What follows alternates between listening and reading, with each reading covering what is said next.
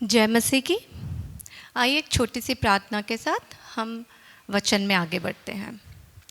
सर्वश्रेष्ठ सर्वाधिकारी सर्वोच्च पवित्र परिशुद्ध परमेश्वर, इस रविवार के दिन के लिए हम आपका धन्यवाद करते हैं प्रभु। आज के दिन में प्रभु हम सब आपकी शरण में हैं प्रभु, आप हमारे साथ हैं, हमारे बीच हैं प्रभु। हम विश्वास करते हैं प्रभु, जो भी वचन हम पढ़ने जा रहे हैं, सुनने जा रहे हैं प्रभु, उसके द्वारा हमारे आत्मीय जीवन में एक अच्छा बदलाव हो, परिवर्तन हो और हम सही राह और सही दिशा में चल सके। विश्वास करती हूँ कि आपने मेरी इस छोटी सी प्रार्थना को सुना और स्वीकार किया होगा। प्रभु के मीठे और प्यारे नाम से मांगती हूँ, आमीन। भजन संहिता 23 अध्याय 5 वचन पढ़ेंगे। भजन संहिता 23 अध्याय 5 वचन। तू मेरे सताने वालों के सामने मेरे लिए मेज बिछाता है, तूने मेरे सिर पर तेल मला है, मेरा कटोरा उमड़ रहा है। इस वचन में हम दो बात देखेंगे। एक, सताने वालों। कौन है सताने वालों? किसको हम सताने वालों कहेंगे? सताने वालों का मतलब क्या होता है? जो हमें परेशान कर रहा हो, है ना?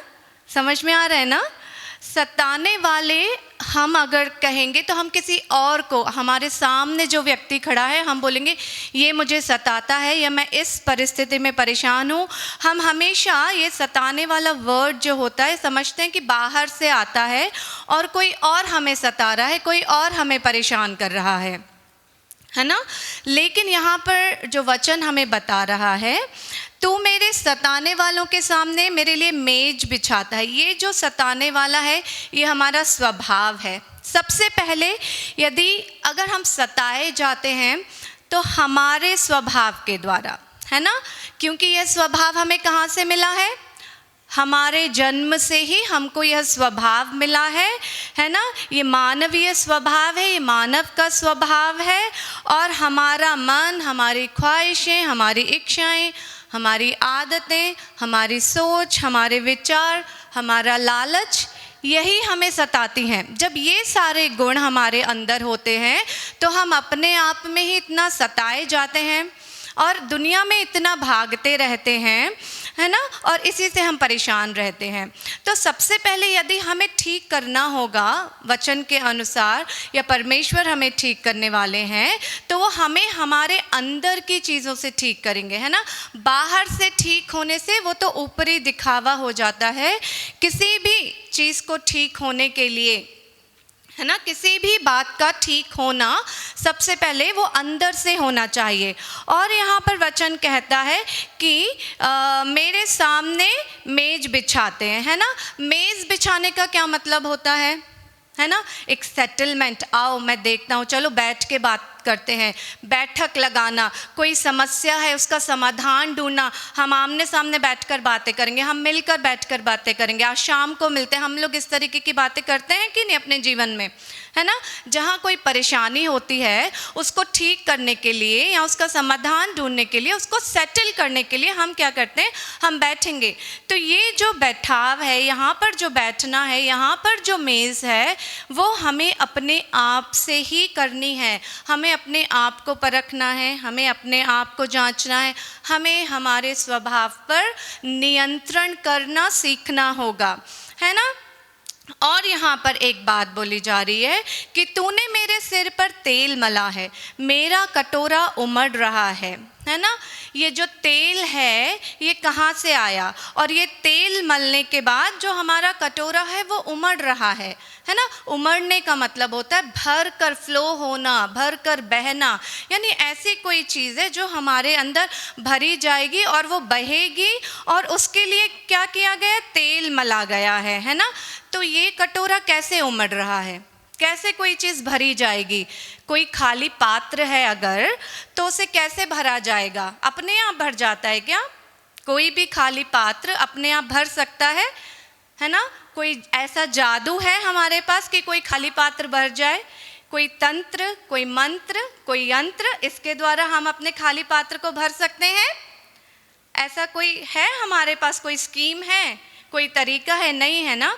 तो ये जो तेल है हमारे पास, और ये जो उमड़ रहा है, जो तेल हमारे सर पर मला गया है, और इसके द्वारा जो हमारा कटोरा उमड़ रहा है, इसके लिए क्या किया गया होगा?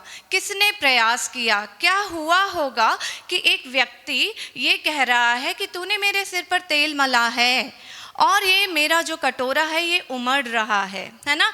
यहाँ पर कोई जादुई शक्ति नहीं है, कोई तंत्र नहीं है, कोई मंत्र नहीं है, कोई यंत्र नहीं है, लेकिन फिर भी यहाँ पर वचन हमें बता रहा है कि उमड़ रहा है, यानी इतना भर गया है उसका पात्र कि वो उमड़ रहा है। ठीक है, इन बातों को हम ध्यान में रखते हुए थोड़ा और आगे बढ़ते थे समझने के लिए, है ना। लूका 22 अध्याय 42 वचन, लूका 22 अध्याय 42 वचन पढ़ेंगे। हे पिता, यदि तू चाहे तो इस कटोरे को मेरे पास से हटा ले, तो भी मेरी नहीं परंतु तेरी इच्छा पूरी होगी, है ना। यह कौन कह रहा है? ये यीशु मसीह अपने पिता से कह रहे हैं, है ना। सर्वश्रेष्ठ से कह रहे हैं, सर्वाधिकारी से कह रहे हैं कि एक कटोरा है जो मेरे ऊपर है, इसे चाहे तो तू हटा ले, लेकिन मेरी नहीं तेरी इच्छा पूरी हो, है ना। तो पिता क्या कहेंगे, है ना। ओ मेरा छोटा सा बच्चा, प्यारा सा बच्चा, हम लोग यही करते हैं ना, अपना बच्चा, अगर हमारे बच्चे आकर हमसे कोई तकलीफ़ जाहिर करते हैं तो हम कैसा बिहेव करते हैं? ओ तुम ये नहीं कर सकते, ठीक है ये मत करो, हम कुछ और कर लेंगे। लेकिन ये जो पिता है, एक अच्छा पिता है ना, एक सच्चा पिता, ये क्या कह रहे हैं, है ना। यदि हे पिता, यदि तू चाहे तो इस कटोरे को मेरे पास से हटा ले, तो भी मेरी नहीं परंतु तेरी इच्छा पूरी होगी। तो पिता कहते हैं ये कटोरा मैं नहीं हटा सकता, मैं नहीं हटाऊंगा, है ना। वे पिता कहते हैं कि ये कटोरा नहीं हटा सकता, क्योंकि, है ना, क्योंकि एक ऐसी स्थिति है जहाँ पर एक कटोरे को उमड़ना है, वो भरा जाना है, तेल से वो कटोरा भरा जाएगा और उमड़ेगा। अगर किसी और का कटोरा भरा जाना है तो भरने वाला भी तो होना चाहिए, है ना। जैसे कि अभी हमने क्या पढ़ा, इससे पहले हमने क्या सुना कि एक कटोरा उमड़ रहा है, यानी खाली कटोरा, एक खाली पात्र, वचन कहता है कि वो उमड़ रहा है, यानी खाली पात्र भरा गया और वो उमड़ रहा है। और यहाँ पर क्या नहीं हुआ? कोई जादू नहीं हुआ, कोई तंत्र नहीं हुआ, कोई मंत्र नहीं हुआ, लेकिन फिर भी वचन कहता है। और यहाँ पर दूसरा वचन कहता है कि इस कटोरे को मेरे ऊपर से हटा ले। तो पिता क्या कहते हैं कि ये कटोरा मैं नहीं हटा सकता, क्योंकि इससे पहले जो वचन हमने पढ़ा है वहाँ पे कटोरे को उमड़ना है ना, वो भरा जाना है। तो फिर, है ना, पिता कहते हैं, पिता की इच्छा क्या है कि जो मेरे विश्वासी हैं, जो मुझे मानते हैं, जो मुझे जानते हैं, और जो वे अपनी अवस्था को मेरे सामने रखते हैं, उनका अगर पात्र भरा जाना होगा तो तुम्हें इस पात्र का भार उठाना है। उठाने वाला अगर कोई नहीं है, पात्र भरने वाला कोई नहीं है, तो दूसरों के पात्र भरे कैसे जाएंगे? खाली पात्र खाली ही रह जाएंगे ना। तो किसी को तो ये डिसीजन लेना होगा ना, भार उठाना होगा ना। सब लोग पात्र लेकर आ जाएंगे, मेरा पात्र खाली है, मेरा कटोरा खाली है, मेरा कटोरा भर दो, तो कैसे भरेगा?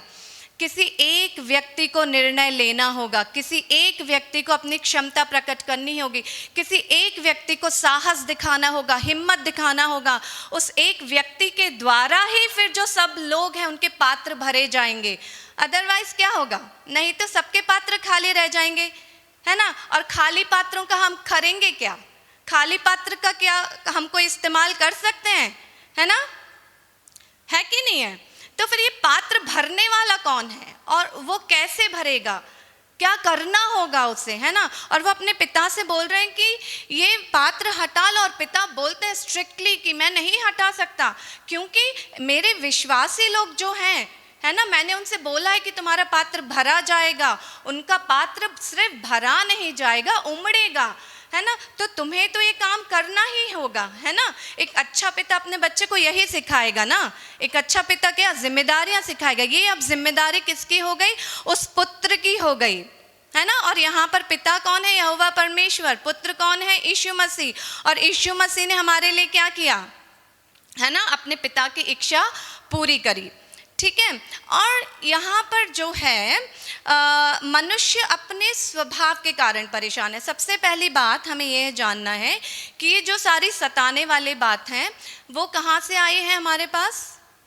वो हमारे जन्म से है, हमारा जन्म का स्वभाव है ना, इस दुनियादारी का स्वभाव है। और इस दुनिया ने ही हमें ऐसा बनाया है ना, जिस दुनिया में हमने जन्म लिया, ये दुनियादारी ने ही हमें ऐसा स्वभाव दिया, ऐसा व्यक्तित्व दिया। अब इसको बदलने के लिए किसी को तो बहुत बड़ी क्षमता दिखानी होगी ना, किसी को बहुत ताकत लगानी होगी, बहुत ज़्यादा मतलब काम करना होगा, वो कितना ही कठिन क्यों ना हो, है ना, है कि नहीं? अगर सभी आसान चीज़ें चाहेंगे, सब कटोरा लेकर आ जाएंगे, सब मांगने वाले ही होंगे, तो कैसे भरा जाएगा, कैसे दिया जाएगा? कोई ऐसा होना चाहिए ना, किसकी झोली भरी हो, किसी के पास ऐसी क्षमता हो कि वो दूसरों को देने लायक हो, तो कौन देगा ये सारी चीज़ें, कैसे आएंगी, है ना? तो यीशु मसीह ने तो अपने पिता से बोला, लेकिन एक अच्छे पिता की तरह उन्होंने अपने बच्चे को जो जिम्मेदारी दी थी, अपने पुत्र को जिम्मेदारियां दी थी, वे उन्हें पूरा करने के लिए आगे बढ़े। और वे कहते मेरी नहीं लेकिन तेरी इच्छा पूरी हो, है ना। परमेश्वर का उद्देश्य, उनका आदेश ही पूरा करना उनके बेटे का कर्तव्य था। हम एक और वचन देखेंगे, लूका 22:44 वचन, 22 अध्याय 44 वचन, लूका 22 अध्याय 44 वचन। और वह अत्यंत संकट में व्याकुल होकर और भी हृदय वेदना से प्रार्थना करने लगा, और उसका पसीना मानो लहू की बड़ी बड़ी बूंदों की नाई भूमि पर गिर रहा था, है ना। क्या हो रहा था यहाँ पर? यीशु मसीह का पसीना जो था वो खून की बूंदें बनकर भूमि पर गिर रहा था। एक और वचन देखेंगे, भजन संहिता 23 अध्याय 6 वचन, निश्चय भलाई और करुणा जीवन भर मेरे साथ साथ बनी रहेगी, और मैं यहोवा के धाम में सर्वदा वास करूंगा, है ना। सबसे पहले हमने क्या सुना? जो हमारी सताने वाली आदतें जो हमारी हैं, जो अपनी हैं, उनका ठीक होना ज़रूरी है। जो अपने स्वभाव को ठीक करेगा, वो स्वभाव जो हमें इस दुनियादारी से मिली है, इस दुनिया में रहते हुए मिली है, और जो इस दुनिया ने ही हमें दी है और हमें ऐसा बना दिया, जो हमारी रियलिटी थी, है ना, जो हमारा स्वभाव ईश्वर के द्वारा था, वो कहीं छिप गया, है ना, वहीं वो कहीं खो गया। उसको वापस लाने के लिए, है ना, ये सारा प्रयास किया जा रहा है। तो यहाँ पर एक व्यक्ति है जो मेहनत कर रहा है हमारा उस ओरिजिनल स्वभाव लाने के लिए, है ना। उसके लिए त्याग चाहिए, उसके लिए बलिदान चाहिए, है ना। वो अत्यंत संकट में व्याकुल होकर भी, है ना, अत्यंत संकट में व्याकुल होकर भी हृदय वेदना से प्रार्थना करने लगे, है ना। जो जिम्मेदारी उनके पिता ने उन्हें दी थी, यीशु मसीह को दी थी, उसके लिए वो वेदना से भर गए, और उन्होंने ऐसी क्षमता दिखाई कि पसीना, है ना, हम लोग क्या बोलते हैं कि ये मेरे खून पसीने की कमाई है। हम लोग मेहनत करते हैं ना, है ना, शरीर से जो मेहनत की जाती है उसके लिए ही अगर हम ये बोल सकते हैं कि मेरी खून पसीने की कमाई है, मैंने इतना पसीना बहाया है, ये मेरा काम काज है, मैं घूमता हूँ, इतनी मेहनत करता हूँ, चलता हूँ, तो ये तो आत्मा का कार्य है। इसके लिए क्या करना होगा, है ना। आत्मा के कार्य के लिए हमारा जो पसीना, हम मेहनत करके शारीरिक रूप से मेहनत करते हैं और हमारा पसीना बहते हैं, और उसकी आमदनी से, उसकी कमाई से हम अपने घर परिवार को पालते हैं, अपनी जिम्मेदारियां उठाते हैं, और है ना, हम अपनी ज़रूरतें, जो भी हमारी ज़रूरतें हैं वो सारी हम पूरी करते हैं। तो वो कहाँ से होता है? शारीरिक मेहनत। और जब शरीर से मेहनत की जाती है तो हम पसीना बहाते हैं, ठीक है। हर कोई ये कहता है कि नहीं, खून पसीने की कमाई, हम सब खून पसीने की कमाई खाते हैं कि नहीं, या हमारी जो कमाई है वो कहीं और से आ जाती है ना। हर व्यक्ति अपने अपने स्थिर पर, छोटा काम करने वाला हो, बड़ा काम करने वाला हो, वो मेहनत करता है ना, दिन रात एक करता है, अपना पसीना बहाता है। क्यों? क्योंकि उसके पीछे इतनी सारी जिम्मेदारियां हैं, उसका घर परिवार है, उसको अपनी सारी जिम्मेदारियां पूरी करने के लिए पसीना बहाना पड़ेगा।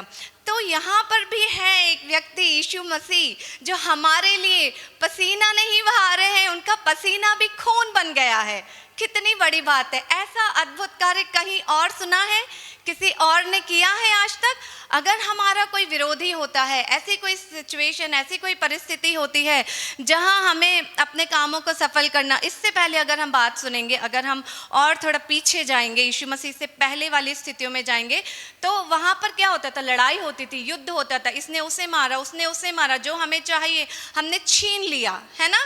वहां पर क्या हो रहा था? वहां पर भी पसीना बहाया जा रहा था, लेकिन वहां क्या कार्य हो रहा था? हम लड़ रहे थे, झगड़ रहे थे, एक दूसरे का छीन ले रहे थे, जो मेरा नहीं है वो भी मुझे चाहिए, है ना? और जो किसी और का है वो भी छीन कर लिया, ऐसी स्थितियां थी। लेकिन यहाँ पर मसीह ने क्या किया? मसीह ने क्या किया? अपना जो पसीना था वो इतने व्याकुल हो गए उस जिम्मेदारी को पूरी करने के लिए जो उनके पिता ने दी थी, अपने पसीने को भी उन्होंने खून में परिवर्तित किया। कितना उन्होंने संघर्ष किया होगा ना, कितनी ज़्यादा उन्होंने अपनी क्षमता प्रकट की होगी ना। आत्मा का कार्य करने के लिए सिर्फ पसीना नहीं चाहिए होता है, बहुत संघर्ष करना होता है, अपने पसीने को खून में परिवर्तित करना होता है ना? तभी पुनरुत्थान होता है, तभी ये जो हमारा पुराना स्वभाव था, हमने क्या कहा? हमारा एक स्वभाव है जो जन्म से था, जो दुनियादारी से था और जो दुनिया ने हमें दिया था, उसे बदलने के लिए, उससे बाहर निकलने के लिए कौन सा फॉर्मूला लगाया गया? कौन सा सूत्र लगाया गया? इस सूत्र क्या है? सूत्र क्या होता है? हम फॉर्मूला किसे कहते हैं? एक माननीय तरीके से, एक फिक्स तरीका होता है, यहाँ पर ये फॉर्मूला लगाओ, तुम्हारा सॉल्यूशन निकल आएगा, तुम्हें जवाब मिल जाएगा, है ना? जो भी आज हम काम करते हैं वहाँ हर जगह फॉर्मूले अप्लाई किए जाते हैं ना। हमारा हर काम फॉर्मूले के ऊपर ही निर्धारित है। तो ये स्वभाव बदलने के लिए भी एक फॉर्मूला चाहिए था, जो ढूंढे ढूंढे नहीं मिला, जो कोई नहीं कर पाया, है ना? इतने यीशु मसीह के पैदा होने से लेके उनके मरने तक कोई भी इस फॉर्मूले को ढूंढ नहीं पाया, है ना? इस फॉर्मूले को देने के लिए ही उनका जन्म हुआ था। यही फॉर्मूला वो देने आए थे, वो तरीका बताने आए थे कि तुम लोग की जो समस्याएं हैं, तुम लोग की जो परेशानियां हैं, तुम लोग के जो जीवन में वेदना है, तुम लोग जिस समस्याओं से गुजर रहे हो, आंसुओं से गुजर रहे हो, शोक से गुजर रहे हो, बीमारियों से गुजर रहे हो, उसके लिए एक फॉर्मूला है। लेकिन परिश्रम और प्रयास तुम्हें करना है, तुम्हें इस कदर अपने आप को ना आगे बढ़ाना है अच्छाई में। वचन क्या कह रहा था? भलाई और करुणा, है ना? ये भलाई और करुणा जब तक हमारे स्वभाव में ना आ जाए, ये फॉर्मूला हम अप्लाई ही नहीं कर पाते। ये फॉर्मूला अगर हमारे जीवन में होना है तो हमें सबसे पहले भलाई और करुणा को जानना होगा, जो हमें मसीह के द्वारा मिलती है ना?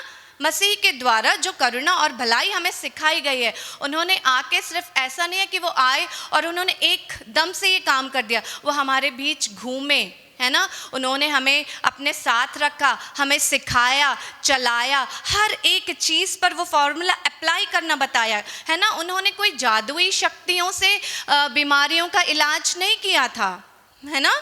हम जानते हैं ना, अगर हम इस सिचुएशन से पहले की सारी भी बात देखेंगे तो कोई जादुई शक्ति से उन्होंने बीमारियों का इलाज नहीं किया था। अंधों को आंखें दी थी तो कोई जादुई शक्ति नहीं थी, लंगड़ों को चलने की क्षमता दी थी तो वहाँ पर कोई जादू अप्लाई नहीं किया था, है ना? वो उन्होंने यही फॉर्मूला अप्लाई, उनके अंदर ऐसी क्षमता थी, वो अपने पिता का उद्देश्य पूरा करने आए थे, जो आदेश था उनके पिता का उसे पूरा करने आए थे।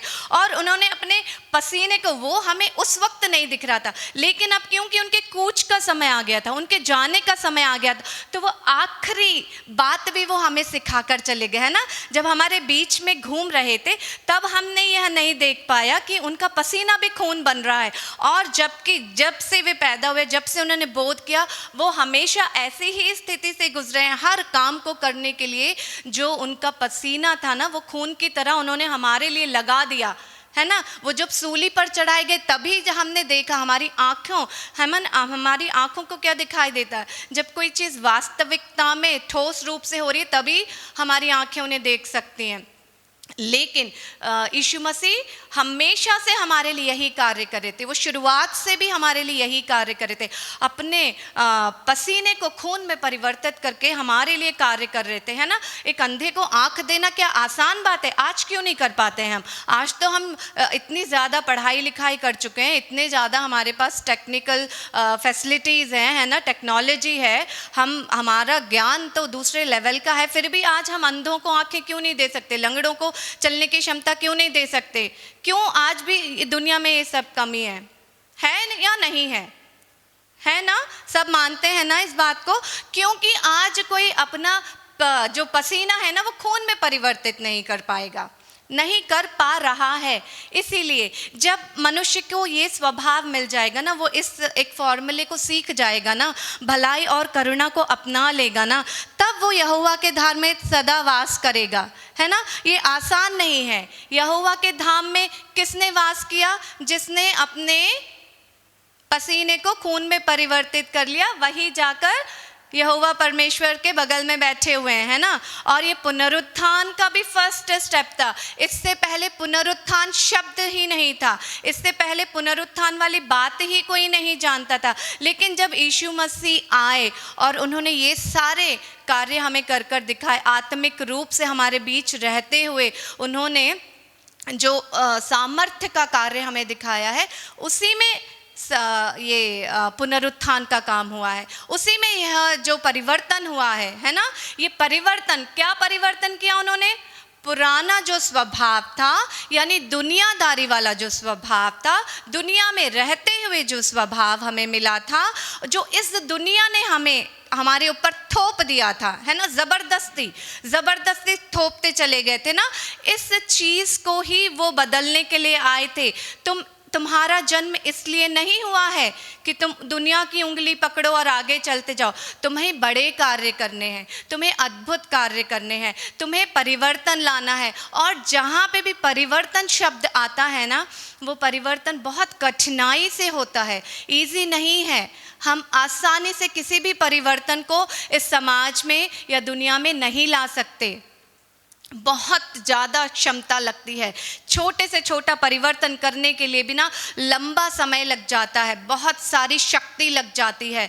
तो यही शक्ति जब यीशु मसीह ने लगाई, है ना, उन्होंने किस हद तक अपनी शक्ति लगाई उस पुराने स्वभाव को बदलने के लिए, है ना, उस दुनियादारी के स्वभाव को बदलने के लिए। यही है वो चीज़, है ना। हम जब आज़ादी की लड़ाई लड़ रहे थे, है ना, अंग्रेज़ों ने आकर हम पे शासन किया था भारत पर, तब कैसे कैसे नारे लगाए गए थे, है ना। सुभाष चंद्र बोस ने क्या कहा था? तुम मुझे खून दो, मैं तुम्हें आज़ादी दूंगा, कहा था कि नहीं? तो मतलब खून इतना इम्पॉर्टेंट है, खून प्राण है। जब हम किसी चीज़ को प्राण से मांगते हैं, प्राण लगा कर मांगते हैं ना, तब हमें आज़ादी मिलती है। इस दुनियादारी ने हमारी स्वतंत्रता को छीनकर हमें जिस बंदिश में डाल दिया था और हमें एक मजदूर की तरह इस्तेमाल कर रहे थे, हमें मजबूर की तरह इस्तेमाल कर रहे थे, हमारी शक्तियों को छीन कर, है ना, हमें एक मजबूर इंसान बना दिया था। उस स्थिति का परिवर्तन करने के लिए यीशु मसीह ने अपना पसीना खून में परिवर्तित किया और एक एक बूंद को उन्होंने हमारे लिए दे दिया और, है ना, हमें आज़ादी दे दी, है ना। हमने जब देश की आज़ादी पाई, जब ज़मीन की आज़ादी पाई, हम छोटे से ज़मीन के टुकड़े के लिए अपना खून बहा सकते हैं। तो आत्मा की बंदिश में रहकर हम इस ज़मीन पर रहकर क्या करेंगे? हम आत्मा से बंदिश में हैं, ज़मीन की आज़ादी हमने ले ली है, तो क्या हम सच में आज़ाद हैं, स्वतंत्र हैं? स्वतंत्रता अगर हमारे आत्मा में है, हमारे स्वभाव में है, हमारे विचार में है, और हम भले ही ज़मीनी बंदिश में क्यों ना हो, हम आज़ाद रहेंगे। लेकिन हमारी ज़मीन आज़ाद है, हम अपने विचार से बंदिश में हैं, हम अपनी ज़ुबान से बंदिश में हैं, हम अपनी क्रियाओं से बंदिश में हैं, हमारी पूरी आत्मा अगर बंदिश में है, तो हम इस आज़ादी का आनंद भी नहीं उठा सकते, है ना। तो सच में वो जो कहते हैं ना, आनंदित रहो, यीशु नाम में आनंदित रहो, वो स्वतंत्रता से है। और स्वतंत्रता, जब तक तुम अपना खून नहीं बहाओगे, जब तक अपना खून नहीं लगाओगे, जब तक तुम्हारा पसीना सिर्फ पसीना रह जाएगा, है ना, जब तक हमारा पसीना सिर्फ पसीना रह जाएगा, हमारा पसीना खून में कन्वर्ट ना हो जाए, तब तक ये नया स्वभाव भी हमें नहीं मिलेगा। इस नए स्वभाव को देने के लिए ही यीशु मसीह ने इतनी मेहनत करी है, इतने घाव खाए हैं, इतनी चोट खाई है, अपने शरीर की आखिरी बूंद तक भी बहा दी, सूली पर वो चढ़ा दिए गए और वहाँ से भी हमारी भलाई के लिए बात करते रहे। और उन्होंने जो तैयारी करी थी, उन्होंने जो हमें दिखाया था, वो इसलिए था कि हम सब सदा सर्वदा के लिए यहोवा के धाम में वास कर सकें। और कंडीशन अप्लाइड है ना, यहाँ पर कंडीशन है, शर्त है, जब तक तुम्हारा पसीना खून में परिवर्तित ना हो जाए कोई भी उनके धाम में नहीं पहुंच सकता, कोई भी उनके साथ वास नहीं कर सकता, है ना। हम अपनी ज़रूरतों के लिए कितनी कंडीशंस लगा लेते हैं, कितनी शर्तें लगाते, तुम ऐसा करोगे तो मैं ऐसा करूँगा, अगर तुमने ऐसा नहीं किया तो मैं भी ये नहीं कर सकता। हर छोटी से छोटी बात पर हमारी शर्त लगती है कि नहीं लगती है, शर्त लगाते हैं कि नहीं लगाते, कंडीशंस अप्लाई करते हैं कि नहीं। फिर यहोवा परमेश्वर है ना, यीशु मसीह जो इतनी बड़ी बात कर रहे हैं, क्या उसके लिए कंडीशंस नहीं लगाई जाएगी? अनकंडीशनल क्या होता है? कुछ होता है अनकंडीशनल? आज तक अनकंडीशनल कुछ मिला है हमें? है ना, एक गिलास पानी भी हमें कंडीशन से ही मिलती है। अगर हमने पानी का बिल नहीं भरा तो हमें पानी भी नहीं मिलेगा, ठीक है ना। पानी का ग्लास जो हम ऐसे पीते हैं ना, भर भर के पानी, उसके लिए भी हम पता नहीं कितनी कंडीशंस का फॉलो करते, तब जाके वो पानी हमारे घर पहुंचता है। तो फिर ये तो बहुत बड़ी बात है। तो अनकंडीशनल कुछ भी नहीं होता दुनिया में, हर चीज़ के लिए कंडीशंस है, शर्त है। उन शर्तों से जब गुजरना होता है ना, उन शर्तों को जब पूरा करना होता है ना, तब ही ये हो पाता है ना। तब पसीना भी खून बन जाता है। तो हमारी क्षमता कितनी है पसीना बहाने तक, है ना। खून पसीने की कमाई, पसीना बहा के मैंने मेहनत की। ये घर बनाने के लिए मुझे तो इतना पसीना छूट गया, क्या बताऊं, है ना, है कि नहीं है।